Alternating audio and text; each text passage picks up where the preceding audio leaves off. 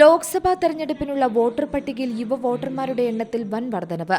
കരട് വോട്ടർ പട്ടിക പ്രസിദ്ധീകരിച്ച 2023 ഒക്ടോബർ 27 ശേഷം 3,11,805 വോട്ടർമാരാണ് പുതുതായി ചേർന്നത്.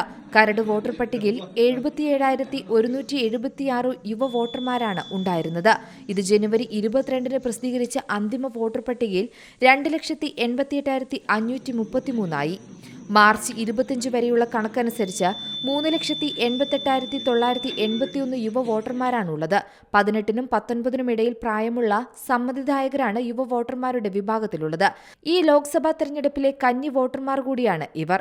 ഹ്രസ്വ കാലയളവിനുള്ളിൽ യുവ വോട്ടർമാരുടെ എണ്ണത്തിലുണ്ടായ ഈ വർധന ശരാശരി അടിസ്ഥാനത്തിൽ രാജ്യത്തു തന്നെ ഒന്നാമതാണ്.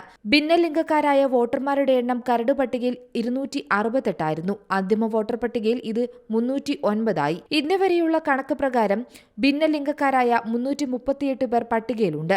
ചീഫ് ഇലക്ടറൽ ഓഫീസറുടെ ആഭിമുഖ്യത്തിൽ വ്യാപകമായി നടത്തിയ പ്രചാരണ പരിപാടികളും ജില്ലാ ഇലക്ഷൻ ഓഫീസർമാരുടെ നേതൃത്വത്തിൽ ജില്ലാ തലങ്ങളിൽ നടത്തിയ പ്രചാരണവുമാണ് യുവാക്കളുടെ എണ്ണത്തിൽ വർധനവുണ്ടാക്കിയതെന്നാണ് വിലയിരുത്തലെന്ന് മുഖ്യ തെരഞ്ഞെടുപ്പ് ഓഫീസർ സഞ്ജയ് കൌൾ പറഞ്ഞു. തെരഞ്ഞെടുപ്പ് കമ്മീഷന്റെ systematic voters education and electoral participation പ്രവർത്തനങ്ങളുടെ ഭാഗമായി സോഷ്യൽ മീഡിയ മുഖേനയും കോളേജുകൾ, സർവകലാശാലകൾ, പൊതുയിടങ്ങൾ എന്നിവിടങ്ങളിലും വിവിധ ബോധവൽക്കരണ പരിപാടികൾ സംഘടിപ്പിച്ചിരുന്നു. ബോധവൽക്കരണ പ്രവർത്തനങ്ങളുടെ ഭാഗമായി വോട്ട് വണ്ടി പ്രചാരണ വാഹനം സംസ്ഥാനത്തെ വിവിധ നിയോജക മണ്ഡലങ്ങളിൽ പ്രചാരണം നടത്തി.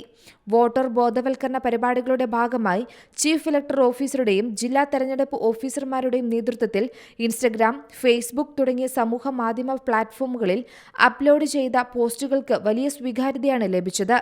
News desk C Malayalam news.